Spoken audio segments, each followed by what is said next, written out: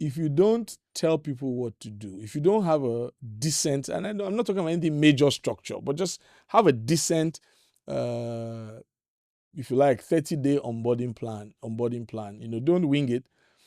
Even if it's just a one page, okay, what do they do week 1? What do they do week 2, week 3, week 4? I'm a stickler for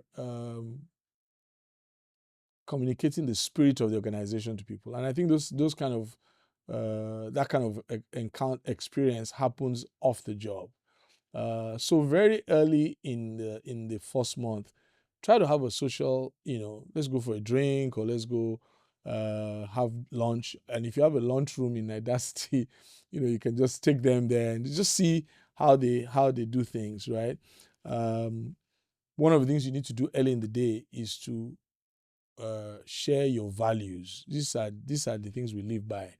We don't lie, we don't cheat. I mean, one of the big things for entrepreneurs in our part of the world, which is not a good commentary, but people will say, you want to pay for something, and they say, you can transfer to my account, I'll pay it to the company, right?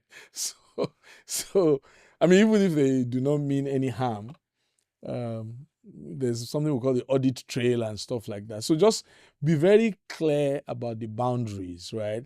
What are your values?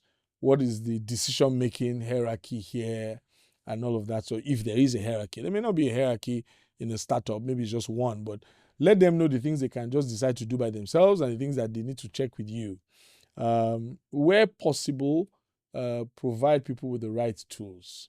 The good news is that a lot of things are available now. Even if a business incubating company like Nidacity can provide some help, at some point you need to step out there as well. So I think there are plenty of laptops out there now that are not as expensive as like the top high end, because if you don't give people the tools to use, then you can't expect them to get better at what they do. So very importantly, from day one, expectations must be clear.